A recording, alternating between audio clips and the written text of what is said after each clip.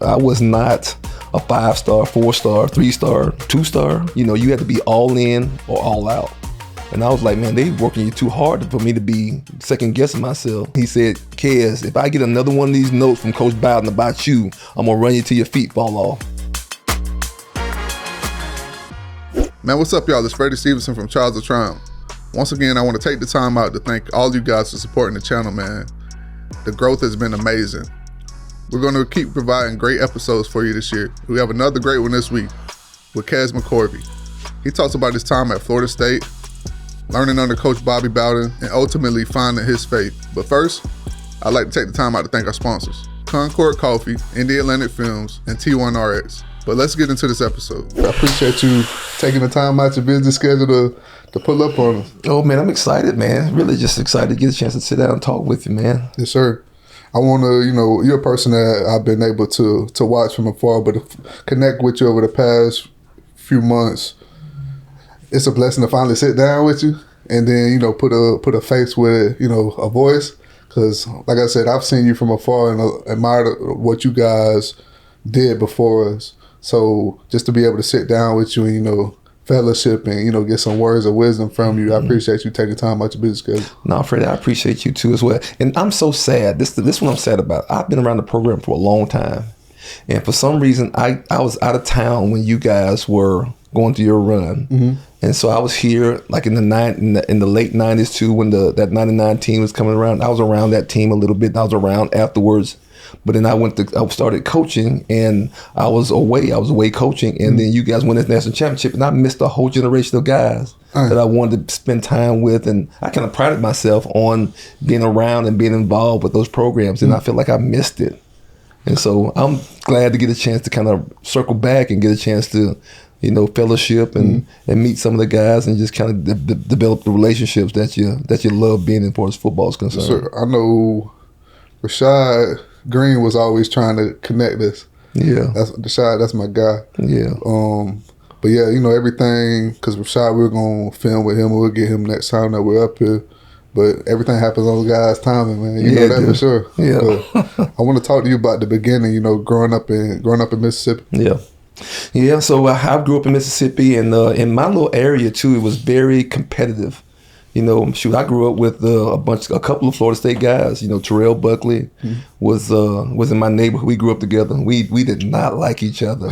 We did not like each other. That joke there was so. You see him now. He was confident. He was confident back then. Mm-hmm. That rascal knew he was going to play pro ball when he was in elementary school.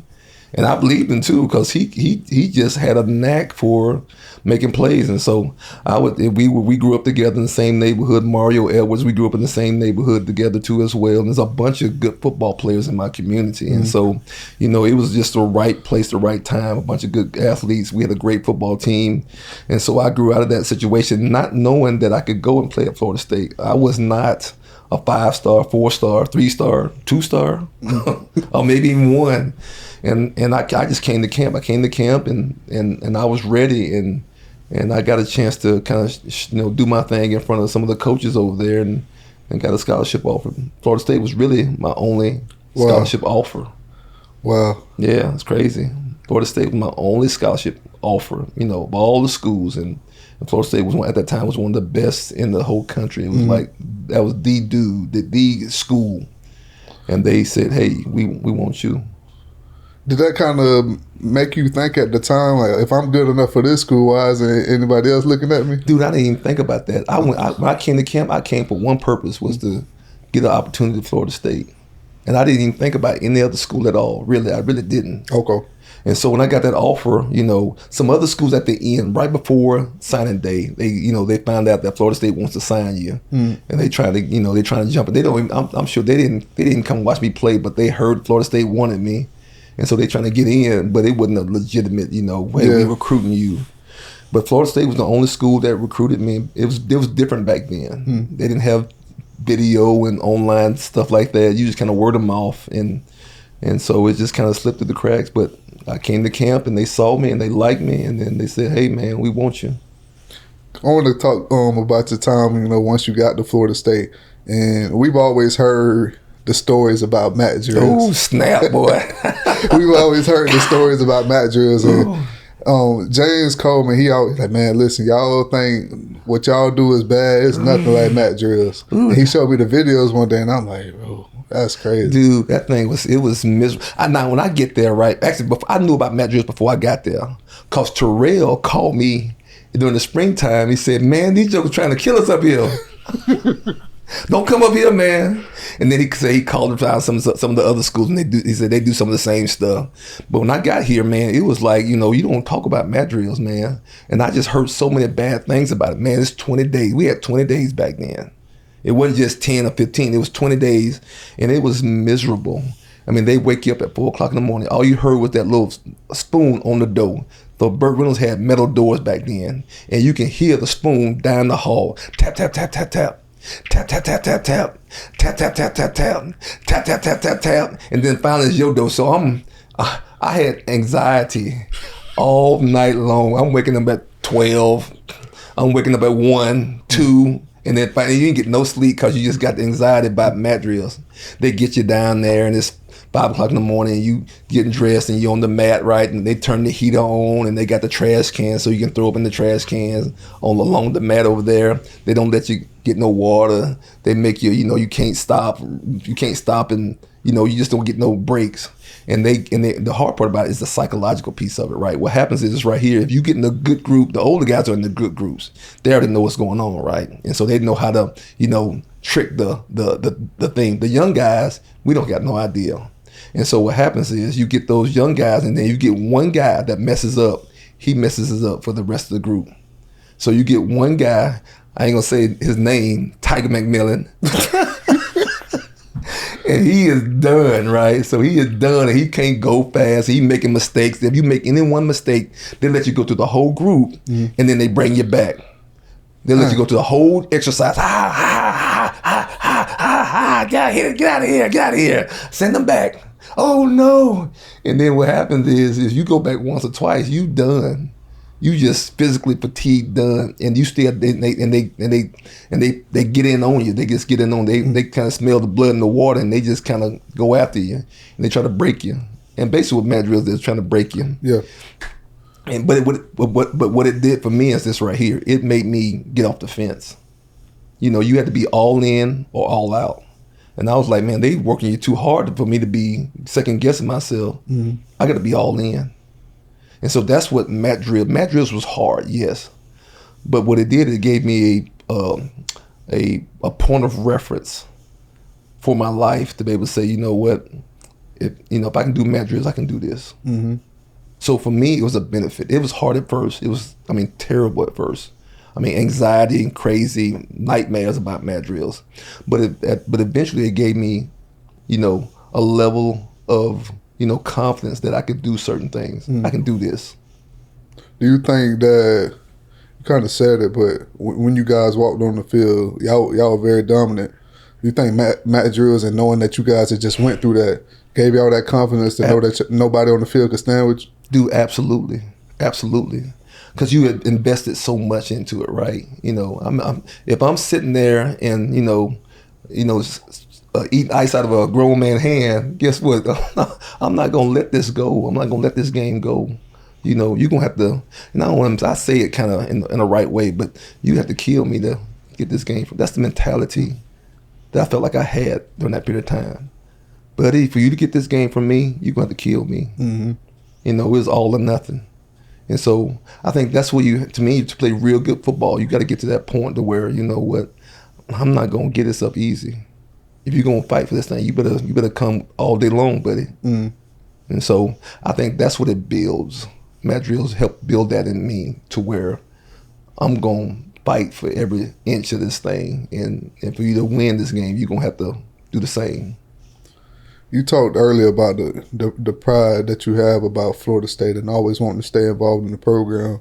What does it mean to you? Because when I see guys like yourself, y'all are the guys that laid the foundation. Like when I look at Florida State and you talk about the standard of Florida State, it's y'all. Like y'all came before us. So what does it mean to be really part of what made Florida State? Because that crazy run, y'all started that. Men weren't built to coast. We were built to conquer. T1RX delivers physician-led testosterone therapy and supplements foraged for operators. No fluff, no excuses, just results. Visit T1RX.com and take back the edge. Yeah, I don't know. I got here on the beginning of the second level of the run. Mm-hmm. Bobby had already had a run of consecutive bowl games and winning and being the underdog that came in and just, ruined your day, ruined your homecoming. Mm-hmm. You didn't, the road warriors, they called them, right? And then I came in with the expectation, okay, we're going to win this national championship. My group, I think as freshmen, came in with the idea, okay, and I remember all the guys saying, William Floyd, Marvin Jones, hey, we're going to win this first national championship. And I think it was the expectation, of coming in to that place where the coaches said it, all right? They had an expectation, and then the players before us had set the standard where that was normal. What winning national championships is normal. Working this hard is normal. Making the sacrifice for this thing right here is normal. And I think when we got to that point, that's when, I think that's what broke the seal on the opportunity to win national championships. Okay, that's dope. What was it like to be around a legendary coach like Bobby Bowden? Golly, it was really just eye-opening. Right, when I come out of high school, right, what do you think? You think your head coach is involved. That joker coaching positions and he's all involved and stuff. When I came out of high school, that's what I thought about a head coach. He was involved in the everyday, day-to-day movements of what's going on. Coach Bowden wasn't like that. Coach Bowden would let his coaches coach, and that was new to me. I would see him in his box, right? He had his little notebook, right? And he's writing down notes about everything's going on, this and that and whatever. And I'm thinking, man, he don't do nothing. Man, what do he do? He ride around his golf cart, sit in the tower, write notes, and because you don't never see him out there actually coaching folks and yelling up something like he didn't do that. But what happened was this right here. I learned what he does, right? I remember my coach, John Easton, receiver coach, he would come into the meeting. He would, have like his little notepad of, what Kez McCorvey, you need to make sure you tuck the ball after you catch the ball. Kez McCorvey, you got to make sure you stop relaxing after you catch the ball. Kez McCorvey, you need to get in better shape, right? And then so finally he came to the meeting and he said, Kez, if I get another one of these notes from Coach Bowden about you, I'm going to run you till your feet fall off. So Coach Bowden was actually writing those notes, giving Coach Easton his opinion about the practice. He didn't coach me directly, but he coached through the coaches. And so that was his style. And then as far as integrity, what Coach Bowden did what he believed. Mm-hmm. I learned later that all the things that he did that were probably not things that, I guess I don't say legal, but things that he did for the benefit of the players. He cared so much that he was going to speak Christ into our life. He was going to share it. He was going to have every opportunity to share what he believed with his players.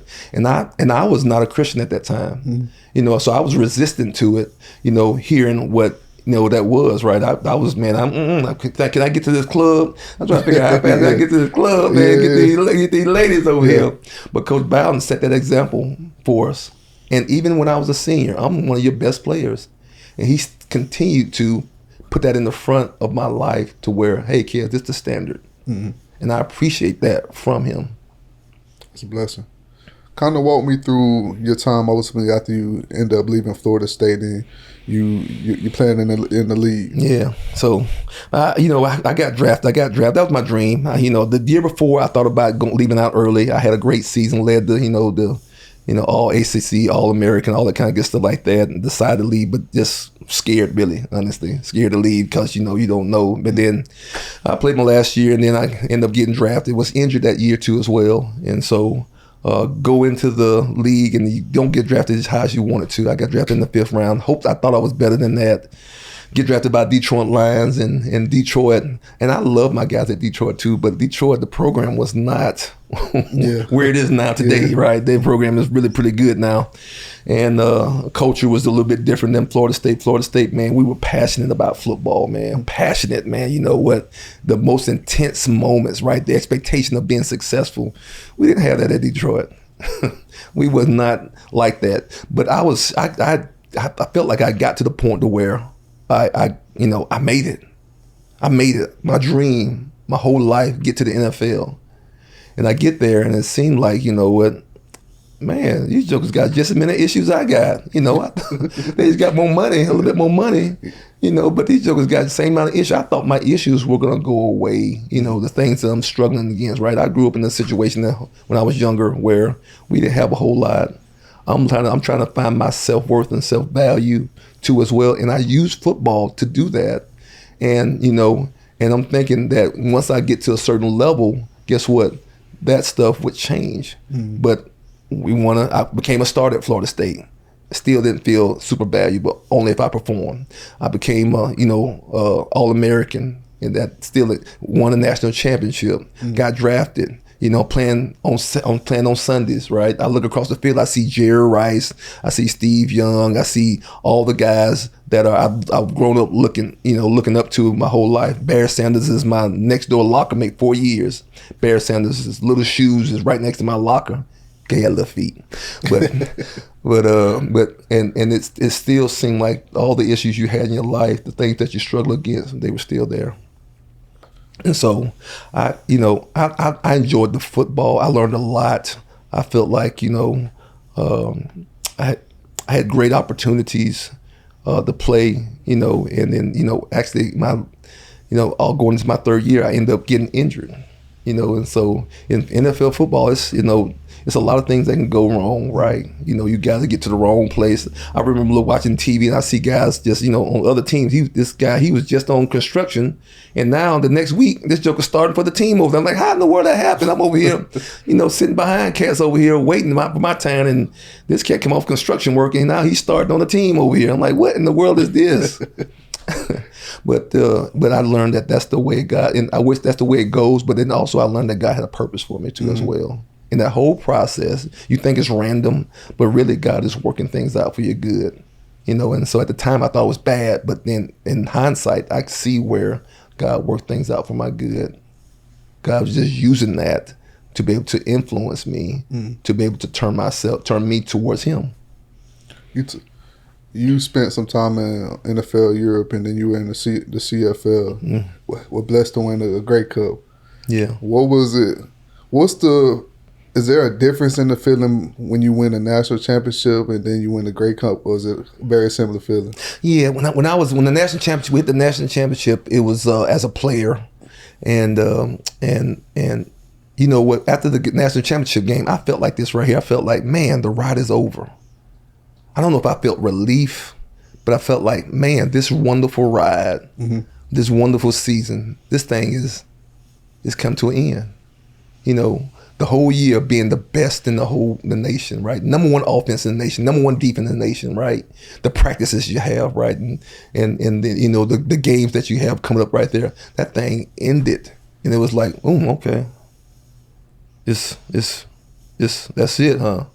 A little bit. So it was a little bit kind of a downer just to kind of go through that whole process and it'd be over. Man, we just won it. Wow. Okay, what next? And then, and playing in NFL Europe and then winning the Grey Cup twice.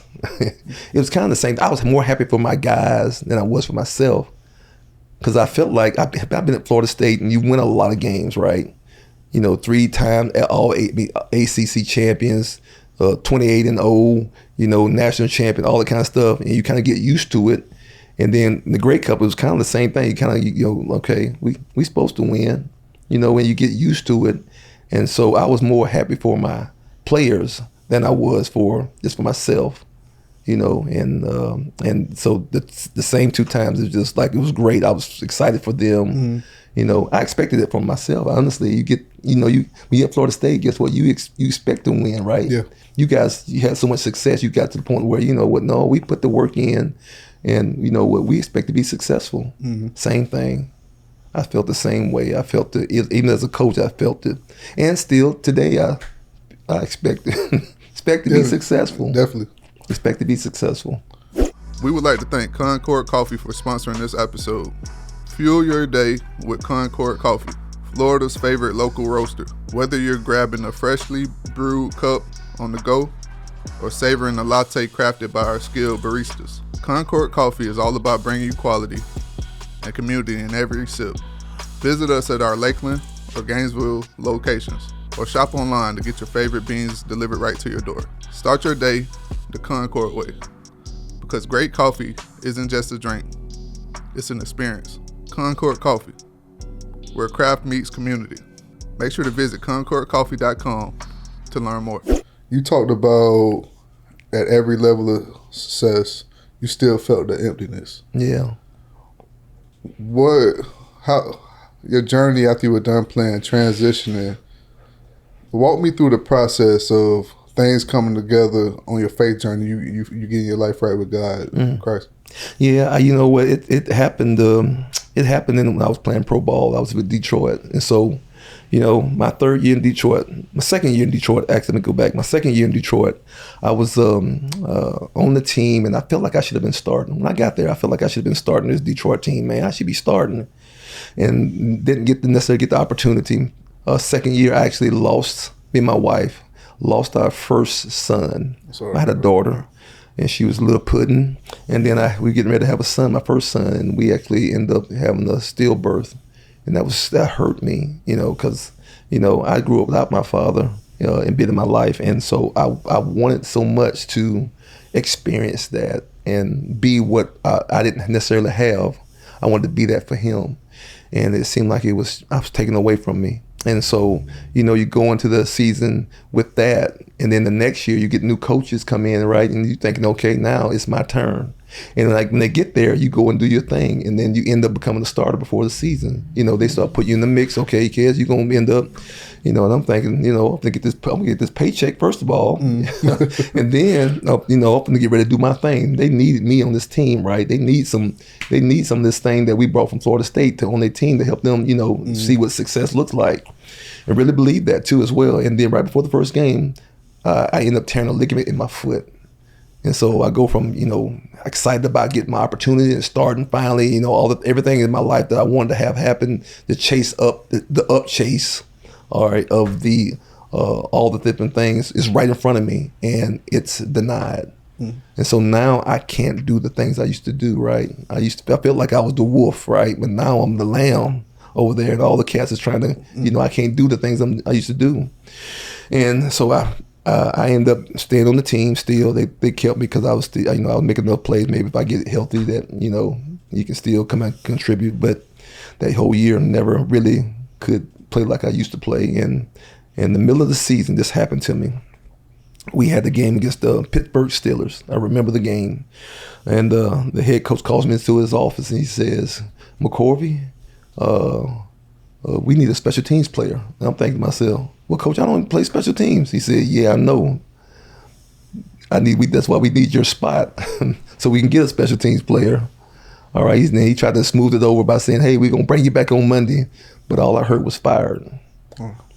All I heard was fired. And that hurt me because I'd never had that before. You know, especially someone that had put football as, you know, a factor in my value, right? It become my identity, you know. It really had become my God. And to have that now stripped away from me and somebody basically saying, you're not worthy, you're not worth enough, that shook me. I mean, I cried. I was so disappointed. I was so disappointed that I went and ate like 1,000 pills so I can go out and practice to show them jokers what exactly they were missing out on. But I came back on Monday. I got through waivers. They brought me back on Monday just like they said, but I was different. You know, when I looked at our team and football, I saw it different. I saw it, you know, what I can't depend on this thing. And it just so happened I had a teammate in the locker room who was living for Christ, and I noticed him. I sit there and watched him daily, you know, interact in a locker room, NFL locker room, as a Christian, and I would tell myself, I want that. I wanted that. I was like, man, he got so much peace. All right, he is not going up and down like I was going up and down. Anxiety, mad, angry, you know, all those different emotions. All right, killing him, and I want that. So I go and I follow him to a Bible study before a game. We were playing Minnesota, and I remember going and following him to that chapel service. And at that chapel service, I stopped him at the door, and I said, "Man, dude, I know he probably thought I was crazy, but I said, man, dude, I want what you got. I want what you got." He said, come on my house on this off after the game on this off night. I did. Went over there to his house and he had a friend come over there and his friend preached the gospel. And I accepted Jesus as my Lord and Savior that night. Changed my life. My foot never necessarily got better, but that part of my life changed. Mm-hmm. Football had dropped a level as far as being my God. And, you know, I didn't necessarily heal at that time, but my heart was healing. Amen. I want to ask you, you know, what was it that made you want to get into coaching and, you know, use all the knowledge, the wisdom and the knowledge that you've gained over the years and give it back to the next generation? Yeah. You know what? At first I didn't want to because I was bitter. You know, I went to that situation where I didn't get a chance to use my abilities like I wanted to, right? You know, I got a little bit bitter. I didn't want to help anybody, you know. I'm gonna help my kids only. Mm-hmm. And so, I got convicted about doing that, right? And I love coaching. I love teaching. That's one of my gifts. Is I love coaching and teaching. I think the enemy tries to get you to not do the very thing that God wants you to do, and he uses past trauma to do it. And so, but what happened is, you know, a friend of mine actually helped me by challenging me. You know, right out of the blue, I got challenged. He said, "Kids, if you don't use it, you'll lose it." And that scared me. Like, ooh, you calling me out, man. But I knew he was talking about, you know. And I just told myself, I said, well, I don't want to lose it, man. Let me go ahead and I want to not use this gift God has given me right here. Let me go ahead and start using this thing. Mm-hmm. And so I started teaching it and falling in love with it. I fell in love with the skill sets and the discovery and how to communicate it. And I fell in love with seeing my guys progress and become better. And I loved it. And so, you know, it's become a situation too where, you know, it opens a door for relationship for me to be able to not only teach the game of football, but really teach life. I get a chance to express who I am in Christ in those teaching moments. And so it became a platform for me in my ministry. Mm-hmm. I got one last question so I can get you out of here. Congratulations on the new opportunity, of course. Thank you. What would you say to somebody in life that's questioning whether or not God even has a purpose for them? Yeah. I'll say this right here. I would say that God has already hidden your purpose inside you, right? One of my favorite Bible verses is 2 Peter 1:3. It's through his divine power, God has already given us everything we need for life and godliness through the knowledge of him who has called us to his own glory and excellence. And when I think about that, you know, I think about, you know, just breaking it down. God's already done it. He's already given us everything we need for life and godliness. All right. And so when I break that down, man, I already have it. It's already inside of me. God's already given me the gifts, the abilities, all right, that I need to be successful for what he's called me to do. Mm. And sometimes what happens is we don't realize it because we can't see it. We can't see it. And we get distracted. The enemy tries to distract us, or what he tries to do is try to get us to devalue it. And so my goal is to make sure that, you know, I see it. First of all, I understand that God's already gifted me. God's already given me the value. Mm. He's already, and then be willing to use it. Don't be ashamed of it, right? Press into your things that you're good at. Press into those giftings that God's given us. They might be different than somebody else's giftings, but guess what? If I press into mine, guess what? God's gonna blossom, right? And so I would say that, man, God's already giving you the gifts, the abilities, for the purpose that he has for you. Press into it, whatever it might be. Right? Don't worry about what somebody else got, right? Mm-hmm. Worry about what you got and press in that thing and go full speed and look what God's gonna do with it. Amen. I appreciate you taking time out your busy schedule to come with us, man. Dude. And like I said, next time we're gonna have more time, so I'm just looking forward to fellowshipping with you. But just in this short time, man, just so many gems, wisdom, and ultimately, you know, powerful messages about faith, and that's my thing for sure. Yeah. So I appreciate you, Freddie. I am proud of you. And when you called and asked me to come speak to you, man, I was so excited to do it because just being proud of you and your walk and what God's taking you to as well. And then how you embraced it too and your courage of all the things that you're doing too. So I'm proud of you. Thank you. Yes, sir. That's love.